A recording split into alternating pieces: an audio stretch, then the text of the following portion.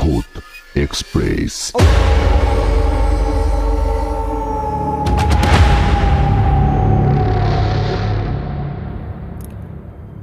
Hello everyone, প্রত্যেককে জানাচ্ছি স্বাগত আরও একটা নতুন এপিসোডে। এই মুহূর্তে আপনারা শুনছেন ভূত এক্সপ্রেস, আর আমি শুভ আছি আপনাদের সঙ্গে। আজকে আমার গলার অবস্থা খুব একটা ভালো নেই, তাই জানি না কতটা ভালো করে আজকে ঘটনা সবাইকে শোনাতে পারবো। তো আজকে আমার কাছে রয়েছে দুটো ঘটনা। আমি কীরকম সেটা আগে থেকে কাউকে কিচ্ছু বলবো না, সবাই শুনে কমেন্ট করে আমাকে জানিও যে আজকের কোন ঘটনাটা ভালো লাগলো। প্রথম ঘটনাটা আমাদেরই একজন পরিবারের সদস্য আমাকে পাঠিয়েছেন, এবং দ্বিতীয় ঘটনাটি আমি একটি ফেসবুক গ্রুপ থেকে কালেক্ট করেছি। দুটো ঘটনা আজকে কার কেমন লাগলো এটা কিন্তু কমেন্ট করে আমাকে অবশ্যই সবাই জানিও। আরেকটা কথা, সেটা হচ্ছে যে ঘটনা পাঠাতে হলে কি করতে হবে সেটা আমি একবার সবাইকে বলে দেবো।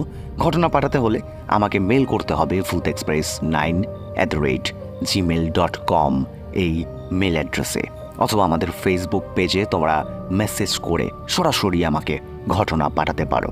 আর বেশি দেরি করব না, চলে যাব আজকের প্রথম ঘটনায়। ঘটনা লিখেছেন রূপক। তিনি লিখেছেন, হ্যালো দাদা, কেমন আছো? আমি রূপক। আমি বারাসাতের কাছে মধুরপুর থেকে লিখছি। দাদা, আমি ভূত এক্সপ্রেসের সব এপিসোড শুনি, আর এখন এটা আমার নেশায় পরিণত হয়েছে। এই প্রথমবার একটা ঘটনা তোমায় লিখে পাঠাচ্ছি। হয়তো ঘটনাটা একটু বড়, তবে ভালো লাগলে তোমার ঈশ্বর প্রদত্ত কণ্ঠে পড়ে শুনিও। ঘটনাটা আমার বাবার জীবনে ঘটে যাওয়া, এবং বলে রাখা ভালো, আমি, বাবা আর বোন, আমরা প্রত্যেকেই তোমার একনিষ্ঠ ভক্ত। দাদা, ঘটনাটা আজ থেকে প্রায় 35-40 বছর আগেকার।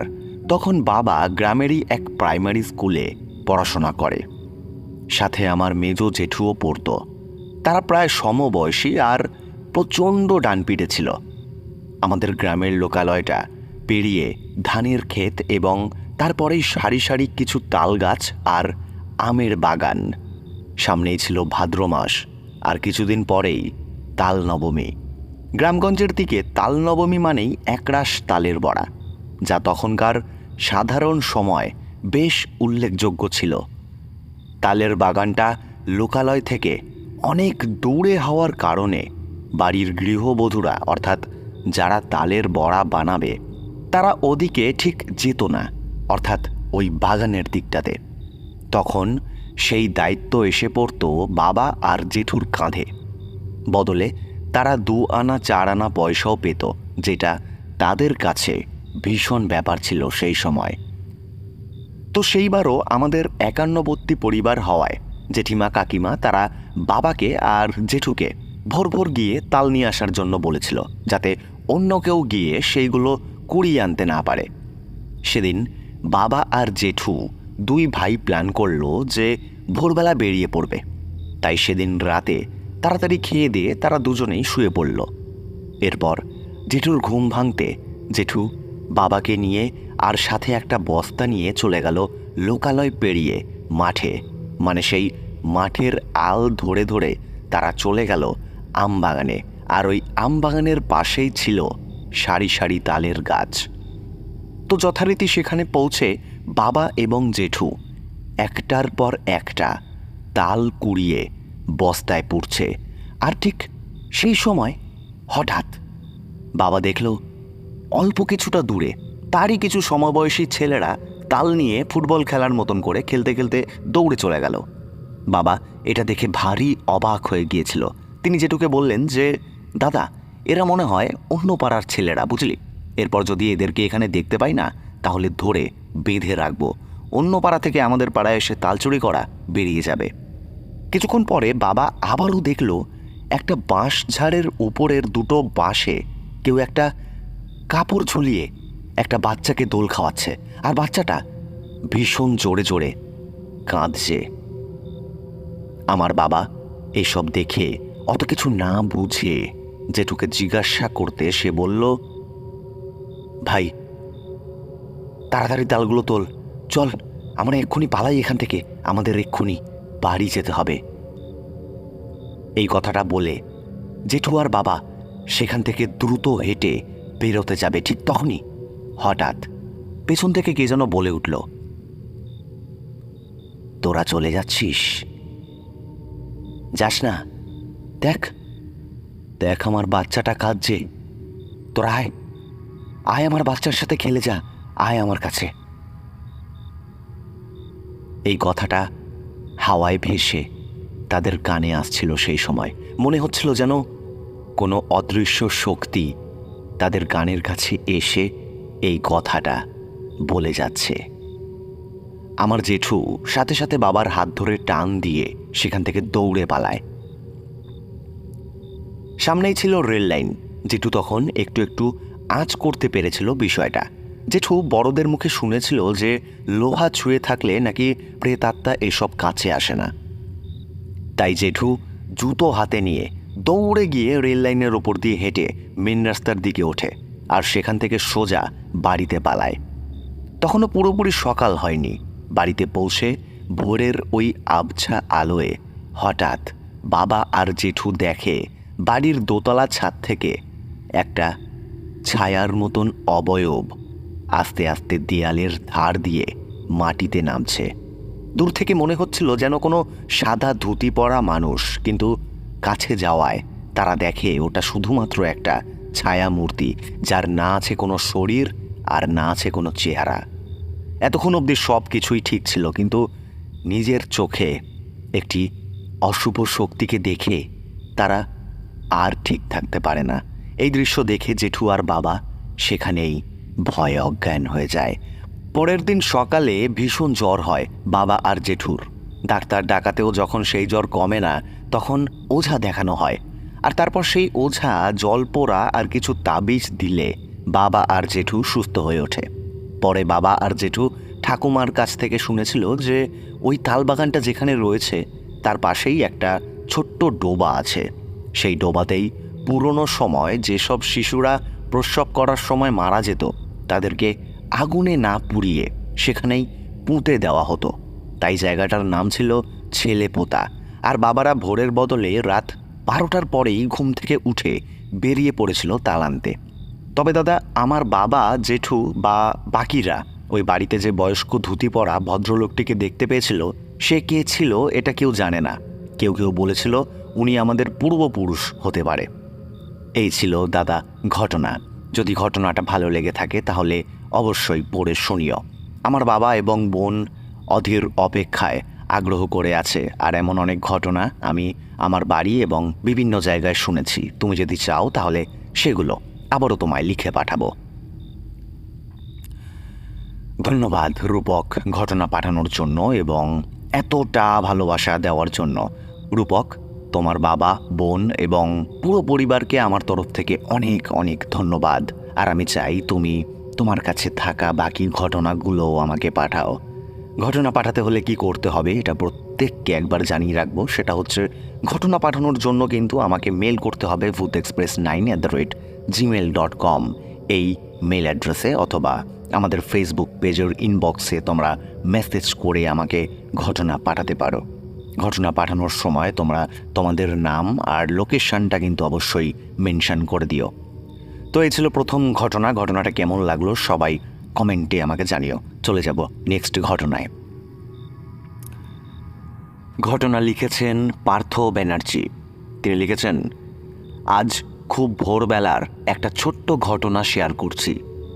কোনো বিশেষ এবং জরুরি কারণে আজ ভোরবেলায় বাইক নিয়ে বাড়ি থেকে বেশ কিছুটা দূরে একটা কাজে গিয়েছিলাম। ভোর প্রায় 4:30 নাগাদ বাড়ি থেকে বের হওয়ার পর গন্তব্যে যাওয়ার পথে বেশ ফাঁকা রাস্তায় গুটি কয়েক মাছওয়ালা আর খবরের কাগজওয়ালাদের তাড়াহুড়ো করে স্টেশনের দিকে দৌড়াতে দেখে গাড়ির পিকআপটাও বাড়ালাম। যাই হোক, সময়ের মধ্যে কাজ মিটিয়ে যখন বাড়ি ফিরছি তখন প্রায় ভোর 5টা বাজে। একটা চায়ের দোকান থেকে চা খেয়ে আবারও বাড়ির উদ্দেশ্যে ফিরতে লাগলাম। বেশ কনকনে ঠান্ডা আর কুয়াশা অবশ্য নেই। খানিকটা আসার পর দেখি একটা মোড়ের মাথায় এক বয়স্ক ভদ্রলোক হনুমান টুপি পরে হাতে একটা বাজারের ছোট্ট থলে ব্যাগ নিয়ে চুপ করে দাঁড়িয়েছিলেন। আমি গাড়িটা একটু স্লো করে টার্ন নেওয়ার সময় জিজ্ঞাসা করলাম উনি কোথায় যাবেন। উনি সম্মতি জানিয়ে বললেন উনি স্টেশন যেতে চান। গোটা এলাকা তখন ফাঁকা, ওই শীতের অন্ধকার ভরে আর কোথাও কেউ নেই। আমি বললাম বাইকের পিছনে বসতে, যদি ওনার কোনো অসুবিধে না থাকে। লোকটা হাসি মুখে সম্মতি জানিয়ে আমার বাইকের পিছনে উঠে পড়লেন। এরপর যা হয়, অনভ্যাস থাকার কারণে ওনার জুতোর কাদামাটি আমার প্যান্টের ডান পায়ে একটু লেগে গেল। এরপর কি আর করা যাবে, আমি দুদিকের পাদানি খুলে দেওয়ার পর কিছুটা স্বচ্ছন্দে উনি বসলেন। গাড়ি চলতে শুরু করলো। দোকানের নিচে শুয়ে থাকা রাস্তার কুকুরগুলো যেন অবাক হয়ে তখন আমার দিকে তাকিয়ে আছে। ভদ্রলোক বললেন, আপনিও কি স্টেশনের দিকে যাবেন নাকি? আমি বললাম যে না না, আমার বাড়িটা একদমই স্টেশনের কাছে, আমি আপনাকে ওখানে নামিয়ে দেব। আপনি ভালো করে ধরে বসুন, সেরকম হলে আমাকে ধরুন বা পেছনের স্টিলের কেরিয়ারটা চেপে ধরুন। ভদ্রলোক বললেন, না না ঠিক আছে, আমার অভ্যেস আছে, আপনি চলুন আপনার মতো, আমি ঠিক আছি। আসলে এই থলে ব্যাগটা হাতে রয়েছে তো, না হলে কিছু একটা ধরতাম। আসলে এত ভোরে স্টেশনে যাওয়ার মতো কোনো অটো, টোটো বা রিক্সা কিছুই পাচ্ছিলাম না। অনেকক্ষণ ধরে আমি দাঁড়িয়েছিলাম। আপনি লিফট দেওয়ায় আমার অনেক উপকার হলো দাদা। ওনার এই কথায় আমি ওনাকে বললাম যে আমি তো এই পথেই যাচ্ছি, এতে আর উপকারের কি আছে, দিন বরং আপনার হাতের ব্যাগটা আমার বাইকের হ্যান্ডেলে ঝুলিয়ে নিই। নাইলনের সুতো দিয়ে বোনা থলে ব্যাগটার হাতলের বেশ কয়েকটা সুতো ব্যবহারজনিত কারণে ছিঁড়ে গিয়েছে, তাও সেটা হ্যান্ডেলে ঝুলিয়ে দিলাম। আমি দেখলাম ব্যাগটার অবস্থা বেশ খারাপ, সেটা অনেক পুরনো একটা ব্যাগ। আমি ওনাকে বললাম যে আপনি কোন ট্রেন ধরবেন, আপ নাকি ডাউন? বাইকের লুকিং গ্লাসে পেছনের গাড়ির উপস্থিতিটা তখন বুঝতে বেশ অসুবিধা হচ্ছিল, কারণ ওনার চাদরটা ঠান্ডা হাওয়ায় বেশ ফতফত করে উড়েই চলেছিল। ভদ্রলোক বললেন যে আমি ট্রেন ধরবো না, আমার নাতির জন্য স্টেশন বাজার থেকে কিছু টাটকা চারা মাছ নেব। আমি ওনাকে বললাম যে তা আপনার বাড়ির এলাকায় তো আরও ঘন্টা 3 পরে মাছওয়ালা মাছ নিয়ে এসে বিক্রি করবে, এত ভোরে আপনি স্টেশনের হোলসেল মার্কেটে কত টাকারই বা মাছ কিনবেন? খুচরো মাছ চাইলে ওরা কি দেবে আপনাকে? আমার কথায় ভদ্রলোক বললেন যে না, ওরা আমায় দিতে চায় না, তবে বিভিন্ন সাইজের মাছগুলোকে সাইজ অনুযায়ী শার্টিং করার জন্য ওদের লোক দাঁড় করা হয় প্রত্যেক দিন। আমি সেই কাজটা কিছুক্ষণ ধরে করে দিলেই ওরা আমার মতো কিছু টাটকা চারাবোনা বা কচিকাচা বাটা মাছ আমায় দিয়ে দেয়। তাছাড়া আমার ছেলে ভোর হলেই কাজে চলে যায়, আর বৌমাও আর একটু পরেই কাজে বেরিয়ে যাবে। খুব ভোরে মাছটা না নিয়ে গেলে দাদা ওদের সারাদিন নিরামিষ খেতে হবে, তাই ভোরের আলো ফোটার আগেই একটু অন্ধকার থাকতেই আমি বেরিয়ে পড়েছি। আর আপনার কাকিমা হয়তো এতক্ষণে সবজি কেটে রেখেছে। তাছাড়া ওরা বলে একটু আধটু এরকম কাজ করলে আমার বুড়ো বয়সের হাড়গোড়গুলোর কলকবজা সতেজ থাকবে। ওই লোকটার এই কথা শুনে আমি বুঝলাম যে এটাও ওনার একরকম বাঁচার লড়াই। আমি ওনাকে বললাম যে ওই তো স্টেশন এসে গেছে, আমি আর যাব না দাদা, এবার পাশের গলিতে আমি ঢুকে যাব, আপনি এখানেই নেমে যান। ভদ্রলোক বললেন যে আচ্ছা বেশ ঠিক আছে, ওই তো স্টেশন দেখতে পাচ্ছি দাদা, অনেকটা উপকার হলো আমার, আমি চলি তাহলে। আমি বললাম হ্যাঁ হ্যাঁ সাবধানে যাবেন। এরপর চলন্ত গাড়িতেই বাইকের হ্যান্ডেল থেকে ওনার নাইলনের থলে ব্যাগটা পিছনে হাত বাড়িয়ে ওনাকে দিয়ে দিলাম। গাড়িটা দাঁড় করানোর পরেই উনি যখন আমার গাড়ি থেকে নামলেন তখন বাইকের হাইড্রোলিকের সাসপেন্সটাও নড়ল। আমি বুঝতে পারলাম উনি নেমে গিয়েছেন। এবার আমি ভাবলাম উনি ডান দিক দিয়ে আমাকে ক্রস করে এগিয়ে যাবেন। দেখলাম যে না, উনি ডান দিক দিয়ে গেলেন না। আমি এবার বাঁ দিকে ঘাড় ঘোরালাম, দেখলাম যে না, বাঁ দিকেও তো কেউ নেই। লুকিং গ্লাসের দুটো কাঁচেই উকি দিয়ে পেছনে কিছুই দেখতে না পেয়ে আমি গাড়ি থেকে নেমে পড়লাম। গাড়িটা স্ট্যান্ড করে এদিক ওদিক তাকিয়ে আমি কাউকেই দেখতে পেলাম না। তাও ভাবলাম হয়তো ভোরবেলায় যদি হঠাৎই প্রকৃতির ডাকে উনি সাড়া দিতে কোনো এদিক ওদিক দৌড় দেয়। দেখলাম যে না, সেরকমও কোনো জায়গা ওখানে নেই, বা আমিও কাউকে দেখলাম না ওখানে। যেদিক থেকে আমরা এলাম সেদিকটা অনেক দূর পর্যন্ত একদমই ফাঁকা। মানুষ তো দূর, এই ঠান্ডায় কোনো কুকুরও নেই ওই রাস্তায়। আর উল্টো দিকে স্টেশনের মুখটায় দু একজন মাছওয়ালাকে পলিথিনের ড্রাম নিয়ে নড়াচড়া করতে দেখা যাচ্ছে, তাও সেটা অন্তত 500 মিটার দূরে হবে। ঘড়ির কাঁটায় তখন ভোর 5টার মতো হবে। ভোরের আলো তো দূরের কথা, রাস্তার ভ্যাপারের আলোই তখন কম পড়ে যাচ্ছিল ওই কাকাকে খুঁজতে। কিন্তু ওই কাকা তাহলে গেলেন কোথায়? বেশি কিছু বুঝে ওঠার আগেই আমারও প্রকৃতির ডাক আসায় আমি বাইক স্টার্ট করে বাড়ি চলে আসি। ঘরে এসে সবার সাথে ব্যাপারটা আলোচনা করায় ওরাও বেশ হকচকিয়ে ওঠে। কিছুক্ষণ পরেই একটু চা খেয়ে কর্মস্থলের উদ্দেশ্যে বেরিয়ে পড়লাম। এবার আমি প্ল্যাটফর্মে উঠে অপেক্ষা করতে লাগলাম নির্দিষ্ট গাড়ির জন্য। আবারও চায়ের ভারে চুমুক দিতে না দিতেই আমার চোখ গিয়ে পড়ল রেল লাইনের ওপরে পড়ে থাকা সেই কাকার নাইলনের থলে ব্যাগটার দিকে। একটু আগেই তো এটা আমি ওনার হাতে ধরিয়ে দিয়েছিলাম চলন্ত গাড়ির মধ্যে। মুহূর্তে সারা শরীর কাঁটা দিয়ে উঠল, রীতিমতো ঘামতে শুরু করেছিলাম আমি।